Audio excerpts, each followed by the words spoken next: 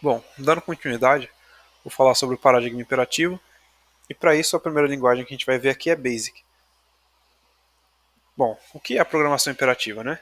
Ela é baseada na arquitetura de von Neumann.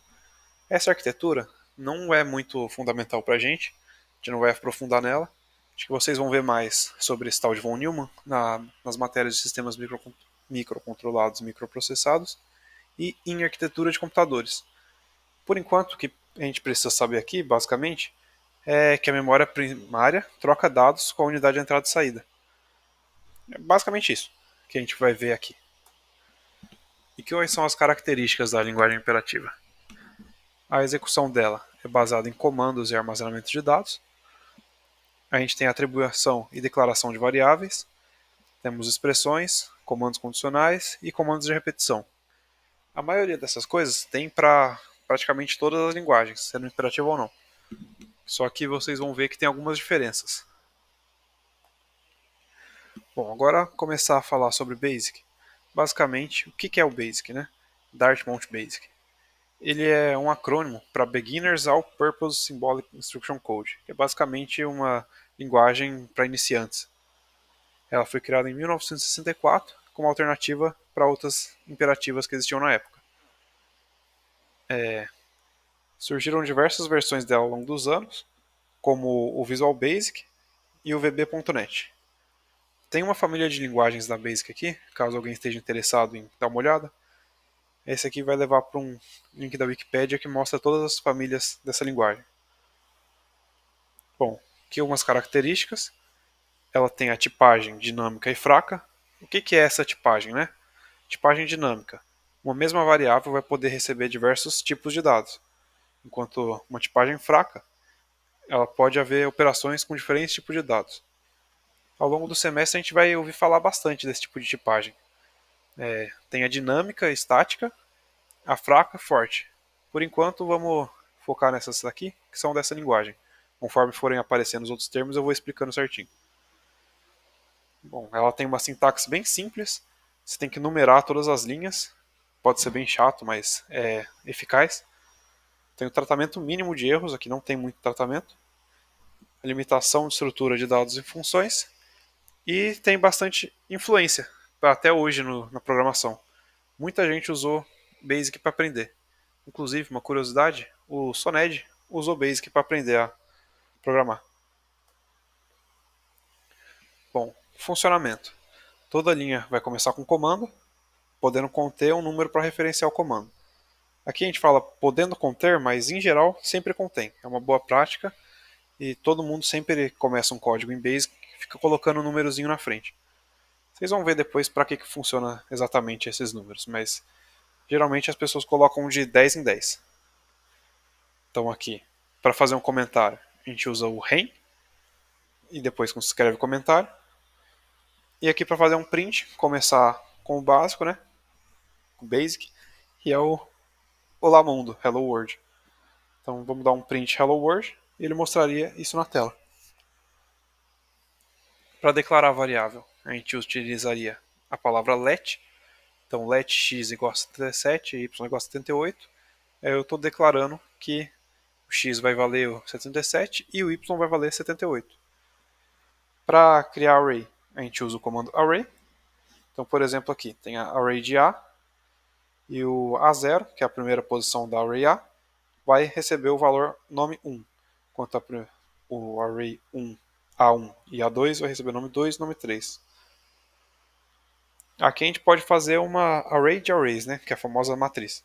Então, array de B tem dois espaços e vai ser aqui. 0, 0 vai valer N1, 0, 1 vai valer N2, 1, 0, N3 e 1, 1, N4. Quando eu for printar qualquer coisa, a gente printa o valor inteiro. Por exemplo, o 00 aqui vai sair o N1. Para pegar algum valor do terminal, né? A gente usa o comando input, aí seguido do valor que a gente quer, um ponto e vírgula e para onde esse valor vai. Então, por exemplo, esse valor aqui eu vou atribuir para a variável x. Para a gente ir para outras linhas, a gente usa o goto, e por isso que é bem importante numerar, que se não tiver numerado, a gente vai dar goto, vai para onde? Aqui vai goto para a linha 10. Aí ele vai basicamente pular da linha 160 que está aqui, ele vai voltar lá para a linha 10. Opa, faltou um.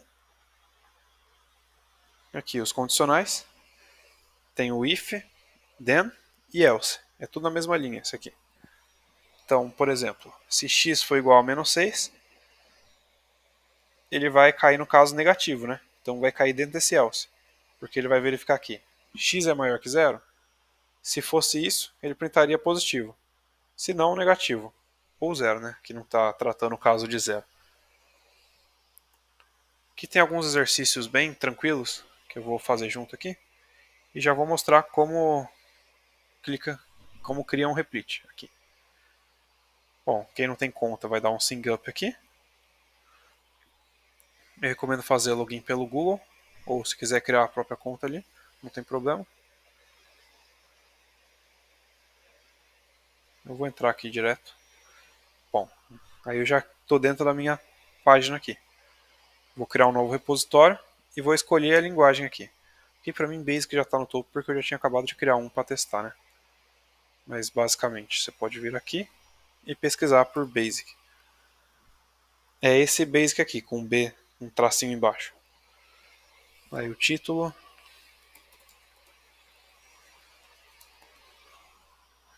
E aí você clica para criar um repositório.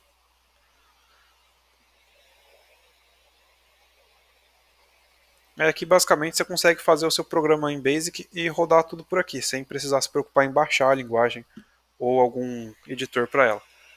Então, por exemplo, aqui, se eu colocar um print hello world, só clicar aqui para rodar. Deixa eu dar um zoom, que eu não sei como vai ficar na gravação. Primeira vez ele geralmente demora um pouquinho. Está aqui no console. Aí está aqui, ó, hello world. Vou fechar isso aqui. Tá, agora aqui o que o relatório está pedindo, né? Realize uma operação matemática envolvendo dois números. Então aqui, quase esqueço de colocar os números aqui. Let x é igual a 10, let y é igual a 20, print x mais y. Pronto. Aí eu fiz uma operação aqui com esses dois números aqui. Agora o que vai ter?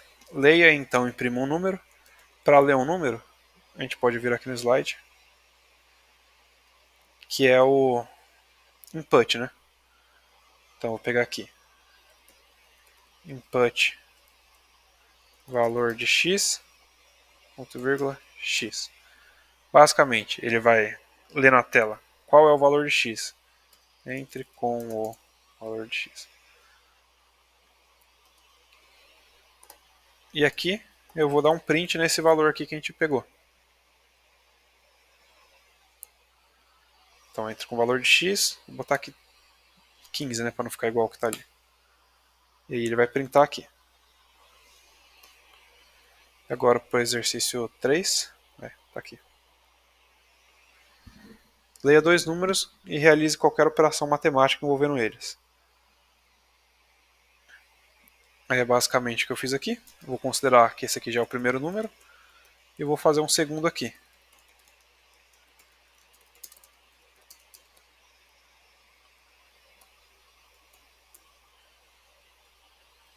Esse aqui é uma operação matemática.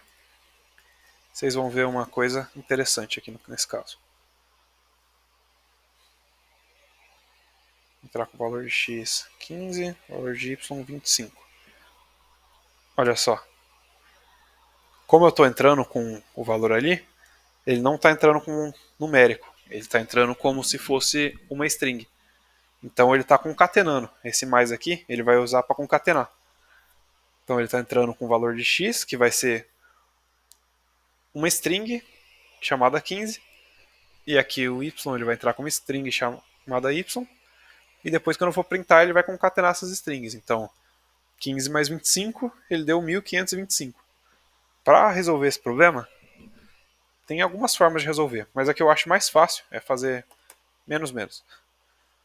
Porque aí você já vai considerar que é um numeral, e o menos menos vai fazer com que vire mais. Então, menos menos é igual a mais, né? Basicamente. Então aqui, se eu for entrar com o valor de x, depois com de y, e deu errado. Calma aí.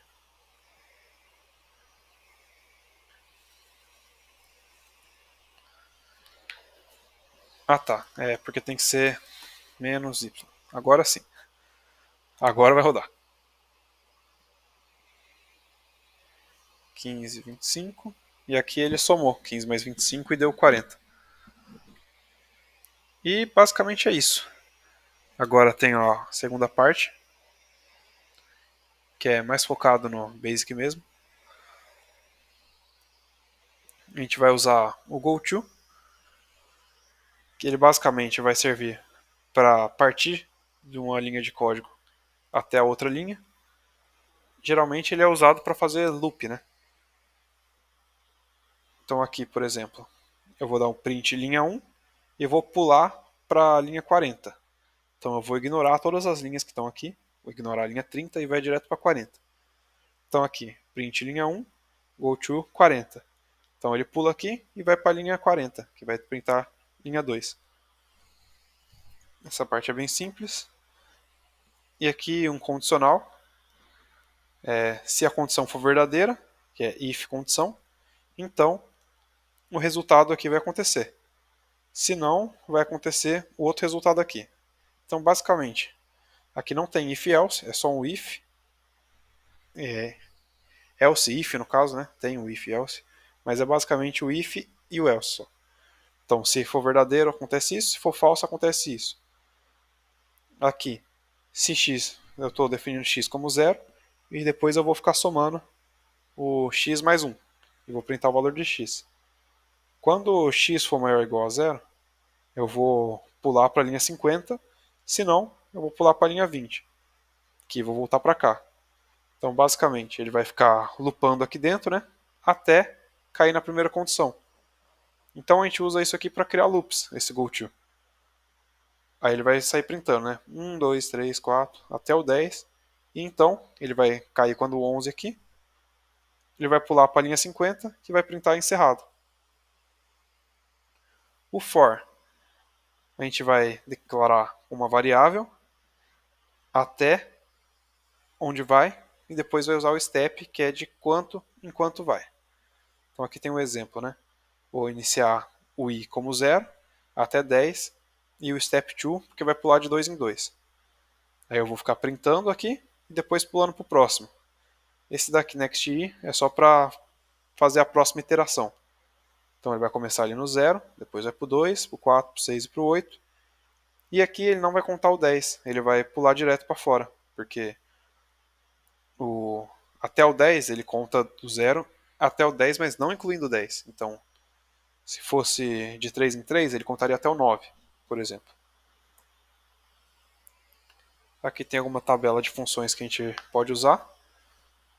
O abs vai pegar o valor absoluto de um número, né? Então, menos 42, ele vai sair 42.